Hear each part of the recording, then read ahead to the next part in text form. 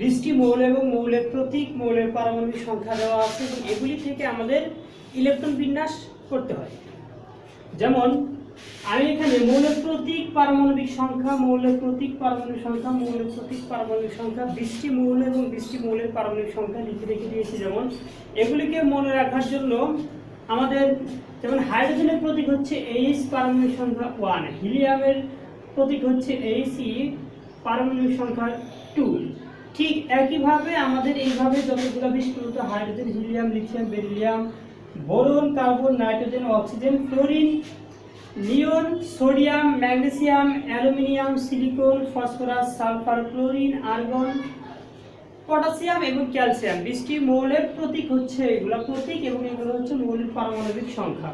প্রতীক মৌলের পারমাণবিক সংখ্যা। এখন মৌলের প্রতীক এবং পারমাণবিক সংখ্যা আমরা মনে রাখার জন্য বাংলা উচ্চারণের যে প্রথম অক্ষর আছে সেই সংক্ষিপ্ত অক্ষরগুলো যদি আমরা সিরিয়ালি মনে রাখতে পারি তাহলে আমাদের জন্য অনেক ইজি হয়। যেমন হাইড্রোজেনের হা, আমি যদি এইভাবে বলি যে হা, হি, লি, বে, বো, কা, না, অ, ফ্লু, নি, সো, মে, এ, সি, ফ, সা, ক্লো, আ, প, কে। এবং যদি আমি মনে রাখি যে হাতে হাইড্রোজেন, হিতে হিলিয়াম, লিথে লিথিয়াম, বেতে বেরিলিয়াম, বোতে বোরন, কাতে কার্বন, নাতে নাইট্রোজেন, অতে অক্সিজেন, ফ্লুতে ফ্লোরিন, নিতে নিয়ন, সোতে সোডিয়াম, ম্যাতে ম্যাগনেসিয়াম, এতে অ্যালুমিনিয়াম, সিতে সিলিকন, ফতে ফসফরাস, সাতে সালফার, ক্লোতে ক্লোরিন, আতে আর্গন, পতে পটাশিয়াম, কেতে ক্যালসিয়াম। তাহলে একটা লাইন যদি আমরা লিখে রাখি এভাবে হা, হি, লি, বে, বো, কা, না, অ, ফ্লু, নি, সো, মে, এ, সি, ফ, সা, ক্লো, আ, প, কে। তাহলে আমাদের 20টি মৌলের নাম আমরা এবং প্রতীকগুলো খুব সহজে মনে রাখতে পারবো। এবং যদি কখনো ভুলে যাই তাহলে আমাদের এই সিরিজ থেকে আমাদের একটা লাইন আমরা লিখে দিব এবং সেখান থেকে আমরা কি করব, সেখান থেকে আমরা সিরিয়ালি খুঁজে বের করবো কোন মৌলের পারমাণবিক সংখ্যা কত। আমি সিরিয়ালি বোর্ডে লিখে রেখে দিয়েছি।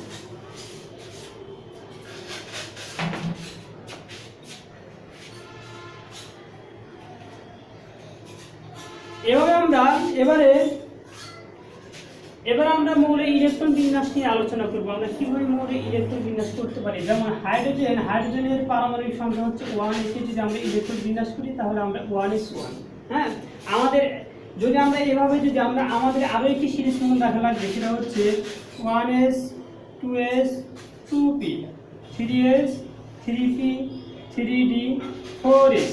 এই সিরিজটাকে আমাদের মুখস্থ করতে হবে। এই সিরিজটাকে আমাদের কি করতে হবে, মুখস্থ রাখতে হবে এবং মুখস্থ রেখে আমরা তারপর কি করতে পারবো, খুব সহজে ইলেকট্রন বিন্যাস করতে পারবো।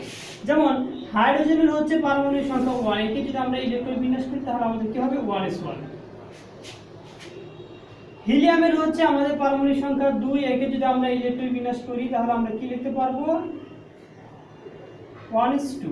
এবং আমাদেরকে এই সিরিজের সাথে আরেকটা জিনিস মনে রাখা লাগবে, সেটা হচ্ছে এসে ইলেকট্রন ধারণ ক্ষমতা 2টি, পিতে ইলেকট্রন ধারণ ক্ষমতা 6টি, ডিতে ইলেকট্রন ধারণ ক্ষমতা 10টি এবং এফ একটা অরবিটাল হচ্ছে আমাদের অরবিটাল, এফ এ ইলেকট্রন ধারণ ক্ষমতা হচ্ছে 14টি। সাথে আমাদের এটাও মনে রাখা লাগবে, তাহলে আমরা খুব সহজে ইলেকট্রন বিন্যাস করতে পারবো। যদি আমরা সোডিয়ামের ইলেকট্রন বিন্যাস করি, সোডিয়ামের পারমাণবিক সংখ্যা হচ্ছে কত 11, তাহলে আমরা কি লিখতে পারবো 1s2, 2s2। যেহেতু আমাদের এসে ইলেকট্রন ধারণ ক্ষমতা কয়টি, দুটি করে ইলেকট্রন যায়, তাহলে 2p, পিতে 6টি, 1s2s, 2p, তারপর হচ্ছে আমাদের কত 3s, 11টি। তাহলে এখান থেকে আমাদের আরো একটা জিনিস খুব সহজেই অনুমেয় যে 1s বা প্রথম শক্তি স্তরে আমাদের ইলেকট্রন যায় কয়টি, 2টি। দ্বিতীয় শক্তি স্তরে আমাদের ইলেকট্রন ধারণ ক্ষমতা 2s এবং 2p হচ্ছে আমাদের দ্বিতীয় শক্তি স্তর। এখানে দ্বিতীয় শক্তি স্তরে আমাদের ইলেকট্রন ধারণ ক্ষমতা কয়টি, 8টি। হ্যাঁ, এভাবে এখন প্রথম শক্তি স্তরে আমাদের কোন প্রথম শক্তি স্তর, দ্বিতীয় শক্তি স্তর, কোন শক্তি স্তরে আমরা আমাদের কতটি ইলেকট্রন ধারণ ক্ষমতা সেটা আমরা কিভাবে বুঝবো। কোন অরবিটালে ইলেকট্রন ধারণ ক্ষমতা, কোন অরবিটালে ইলেকট্রন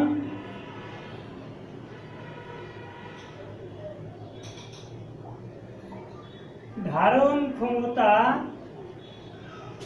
ইকুয়াল টু সূত্র হচ্ছে 2n², অর্থাৎ কোন n দ্বারা আমরা কি বোঝাচ্ছি, n দ্বারা আমরা বোঝাচ্ছি যে শক্তি স্তর কোন অরবিটালে কতটি ইলেকট্রন ধারণ ক্ষমতা করবে, ধারণক্ষম কতটা। যখন আমাদের n এর মান যখন আমাদের 1 হবে, n = যখন 1 হবে, তখন আমাদের ইলেকট্রন ধারণ ক্ষমতা 2 গুণন n² মানে 1² = 2। অর্থাৎ n এর মান যখন 1 তখন সেটা হচ্ছে প্রথম শক্তি স্তর। n এর মান যখন আমাদের 2 হবে সেটা হচ্ছে দ্বিতীয় শক্তি স্তর। n এর মান যদি 2 হয় সেক্ষেত্রে n এর মান 2 হলে আমাদের ইলেকট্রন ধারণ ক্ষমতা কত হবে, n এর মান 2 হলে তখন আমরা 2n² এই সূত্রের মধ্যে 2 গুণন 2 তার স্কয়ার, তাহলে কত হবে 2 গুণন 4, 4 দুগুণে 8। দ্বিতীয় শক্তি স্তরে আমাদের ইলেকট্রন ধারণ ক্ষমতা কয়টি, 8টি। তৃতীয় শক্তি স্তরের ক্ষেত্রে আমাদের n = কত, 3। n এর মান যখন 3 হবে তখন সেটা হচ্ছে আমাদের তৃতীয় শক্তি স্তর। তাহলে তৃতীয় শক্তি স্তরে আমাদের ইলেকট্রন ধারণ ক্ষমতা কত সেটাও আমরা এই সূত্র দ্বারা নির্ণয় করতে পারি। 2n², এখানে তৃতীয় শক্তি স্তরের ক্ষেত্রে আমাদের n এর মান হবে কত, তৃতীয় শক্তি স্তরের ক্ষেত্রে আমাদের n এর মান হবে 3। তাহলে আমরা লিখতে পারবো 2 গুণন 3 তার স্কয়ার মানে হলো 2 গুণন 9 কত 18 বা 18। অর্থাৎ তৃতীয় শক্তি স্তরে আমাদের ইলেকট্রন ধারণ ক্ষমতা কতটি, 18টি। এভাবে আমরা চতুর্থ n এর মান যখন আমাদের 4 তখন সেটা হচ্ছে আমাদের চতুর্থ শক্তি স্তর। এই চতুর্থ শক্তি স্তরে আমাদের ইলেকট্রন ধারণ ক্ষমতা কত হবে সেটা আমরা এভাবে নির্ণয় করতে পারি। এখানে 4 দ্বারা যদি আমরা 4 দিই তাহলে আমাদের কত হয়, আমরা দেখতে পাই 2 গুণন 16 বা 16 দুগুণে 32। অর্থাৎ চতুর্থ শক্তি স্তরে আমাদের ইলেকট্রন ধারণ ক্ষমতা কতটি, 32টি। এখন এইভাবে আমরা একটু ইলেকট্রন বিন্যাস করি। এখন আমাদেরকে যদি বলে যে সোডিয়ামের ইলেকট্রন বিন্যাস করো, ম্যাগনেসিয়ামের ইলেকট্রন বিন্যাস করো, তাহলে সোডিয়ামের ক্ষেত্রে এই ধরো সোডিয়ামের পারমাণবিক সংখ্যা কত, 11। সোডিয়ামের পারমাণবিক সংখ্যা যখন 11, আমি এই একটা সোডিয়াম আমি নিলাম, এটা হচ্ছে আমাদের প্রথম শক্তি স্তর, এই পরমাণু এটা সেন্টার। তাহলে প্রথম শক্তি স্তরে ইলেকট্রন ধারণ ক্ষমতা কয়টি, 2টি। তাহলে প্রথম শক্তি স্তরে আমরা 2টি ইলেকট্রন দিয়ে দিই। তারপর হচ্ছে আমাদের দ্বিতীয় শক্তি স্তর, এটা হচ্ছে আমাদের দ্বিতীয় শক্তি স্তর। দ্বিতীয় শক্তি স্তরে আমাদের ইলেকট্রন ধারণ ক্ষমতা কতটি, 8টি। তাহলে দ্বিতীয় শক্তি স্তরে আমরা 8টি ইলেকট্রন এখানে দিয়ে দিই।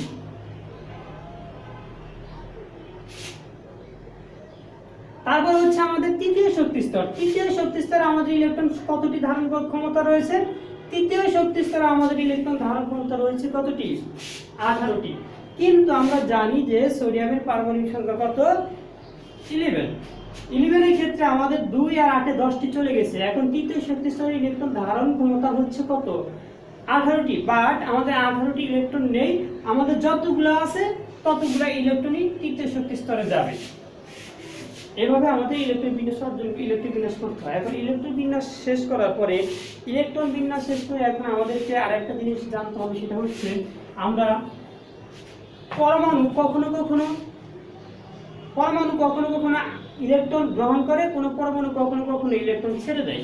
এই অবস্থাকে বলা হয় আয়ন। আয়ন কাকে বলে, আধানগ্রস্ত পরমাণুকে আয়ন বলা হয়। এটা আমাদের মনে রাখতে হবে, আধানগ্রস্ত পরমাণুকে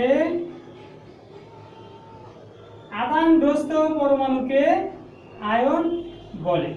এখন পরমাণু কখন আধানগ্রস্ত হয়, এই যে আমাদের তৃতীয় শক্তি স্তরে ইলেকট্রন ধারণ ক্ষমতা হচ্ছে 18টি, বাট আমাদের 18টি ইলেকট্রন নেই। সেক্ষেত্রে আমরা দেখতে পাই যে কোনো পরমাণুর সর্বশেষ শক্তি স্তরে যতগুলি ইলেকট্রন ধারণ ক্ষমতা তত সংখ্যক ইলেকট্রন যদি থাকে তাহলে ওই পরমাণুটি স্টেবল বা স্টেবিলিটি অর্জন করে, ওই পরমাণুটি স্থির হয়ে যায়। কিন্তু কোন পরমাণুতে সর্বশেষ শক্তি স্তরে যতগুলি ইলেকট্রন থাকার কথা ততগুলি ইলেকট্রন যদি না থাকে তখন ওই পরমাণুটা অস্থিতিশীল অবস্থায় থাকে। অস্থিতিশীল অবস্থায় থাকাকালীন সে কি করে, ওই সর্বশেষ স্তরে যত সংখ্যক ইলেকট্রন ঘাটতি রয়েছে তত সংখ্যক ইলেকট্রন হয় ছেড়ে দেয়, না হলে যত সংখ্যক ইলেকট্রন গ্রহণ করলে সে স্থিতিশীল হবে তত সংখ্যক ইলেকট্রন গ্রহণ করে। এখন এই যে আমাদের সর্বশেষ শক্তি স্তরে কোনো পরমাণুর যদি সর্বশেষ শক্তি স্তরে যদি 8টা ইলেকট্রন থাকে তাহলে আমরা সেটাকে ধরে নেই যে এই পরমাণুটি অষ্টক পূর্ণ করেছে বা পরমাণুটি স্থিতিশীল।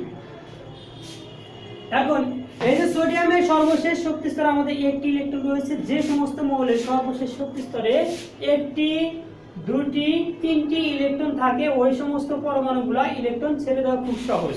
এজন্য এটা মনে রাখতে হবে, যেসব পরমাণুর সর্বশেষ শক্তি স্তরে একটি দুইটি তিনটি ইলেকট্রন থাকে তারা খুব সহজে ইলেকট্রন ছেড়ে দেয়। আর যেসব পরমাণুর সর্বশেষ শক্তি স্তরে 7 6 5 5 6 7 এতগুলো ইলেকট্রন থাকে তারা সাধারণত ইলেকট্রন গ্রহণ করে বা ইলেকট্রন শেয়ার করার মাধ্যমে তারা স্টেবিলিটি অর্জন করে। এখন আধানগ্রস্ত পরমাণুকে আয়ন বলে। এই আয়ন আবার হচ্ছে দুই প্রকার, একটা হচ্ছে ধনাত্মক আয়ন, ধনাত্মক আয়নকে বলি আমরা ক্যাটায়ন, আরেকটা হচ্ছে ঋণাত্মক আয়ন, ঋণাত্মক আয়নকে আমরা বলি অ্যানায়ন। ধনাত্মক আয়নকে আমরা কি বলি? ধনাত্মক আয়নকে বলি আমরা ক্যাটায়ন, আর ঋণাত্মক আয়নকে বলি অ্যানায়ন। এই যে সোডিয়ামের সর্বশেষ স্তরে একটি ইলেকট্রন রয়েছে, সে এই একটি ইলেকট্রন যদি একটি ইলেকট্রন যদি ছেড়ে দেয়, তাহলে সোডিয়ামের সর্বশেষ স্তরে যে একটি ইলেকট্রন ছেড়ে দেয় রয়েছে, সে একটি ইলেকট্রন ছেড়ে দিলে ছেড়ে দেওয়াকে দান করা বোঝায়। দান করা হলে সেটা ধনাত্মক আয়ন। ইলেকট্রন যখন একটি ইলেকট্রন ছেড়ে দেয়, আমি যদি ব্যাংকে থেকে ঋণ যদি আমি নিয়ে আসি তাহলে সেটা কি হবে? আমি ঋণী হব। আমি ব্যাংক থেকে আনলাম আর যদি দিয়ে দেই তাহলে দান করলাম। দান করলে ধনাত্মক হয়, এবং ধনাত্মক হলে সেটা হবে কি ই মাইনাস। আর সাপোজ ক্লোরিন একটি পরমাণু, তার সর্বশেষ শক্তি স্তরে 7টি ইলেকট্রন থাকে, সে আরো একটি ইলেকট্রন গ্রহণ করে সে ক্লোরাইড মাইনাস আয়ন গঠন করে। অর্থাৎ আমি যদি ব্যাংক থেকে ঋণ আনি, ঋণ যদি আমি রিসিভ করি, আমি যদি গ্রহণ করি, তাহলে আমি ঋণী হয়ে যাই, আর ঋণী হয়ে গেলে হয় ঋণাত্মক। আর আমি যদি কাউকে 1 টাকা দান করি বা দিয়ে দেই, তাহলে আমি কি হয়ে যাই? ধনাত্মক হয়ে যাই। এরকম যে আমাদের সর্বশেষ স্তর থেকে, এই যে সোডিয়াম সর্বশেষ স্তর থেকে একটি ইলেকট্রন, সর্বশেষ শক্তি স্তর থেকে একটি ইলেকট্রন সৃষ্টি করলে এই ইলেকট্রনটা যদি আমি এই পাশে যদি আমি লিখি, তাহলে সোডিয়াম সর্বশেষ শক্তি স্তর থেকে একটি ইলেকট্রন ছেড়ে দিয়ে সে ধনাত্মক চার্জযুক্ত হয়ে যায়, সোডিয়াম প্লাস। আবার যদি আমরা ক্লোরিন পরমাণুর ইলেকট্রন বিন্যাস করি, আমরা জানি ক্লোরিনের পারমাণবিক সংখ্যা কত? 17। সেক্ষেত্রে আমরা দেখতে পারবো কি ক্লোরিনের এই প্রথম শক্তি স্তরে 2টি ইলেকট্রন যাবে, দ্বিতীয় শক্তি স্তরে 8টি ইলেকট্রন যাবে, তাহলে 8 2 10, আর সর্বশেষ শক্তি স্তরে তার বাকি আছে 7টি ইলেকট্রন যায়।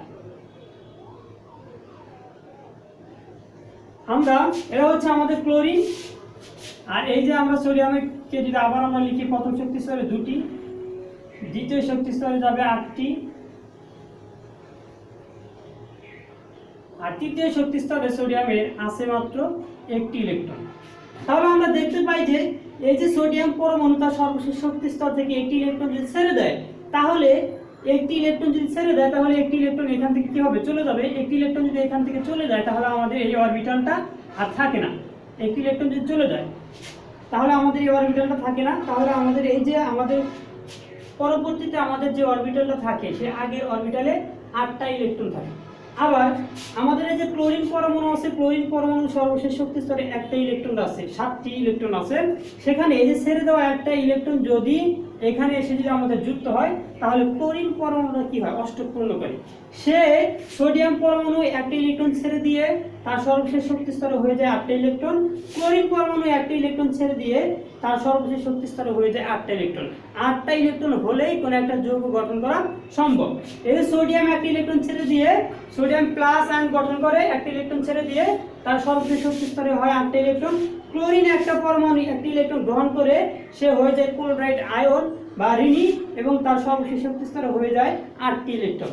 ফলে আমরা এখানে একটা ধনাত্মক চার্জ পাই সোডিয়ামের, এবং ক্লোরিনের একটা ঋণাত্মক চার্জ পাই ক্লোরাইড। এই সোডিয়াম প্লাস আর হচ্ছে প্লাস এই ক্লোরাইড, এই দুইটা আয়ন যখন গঠিত হয়, ধনাত্মক ঋণাত্মককে আকর্ষণ করার মাধ্যমে সোডিয়াম ক্লোরাইড একটি খাবার লবণ বা যৌগ গঠিত হয়। এই ছিল আমাদের আলোচনায়।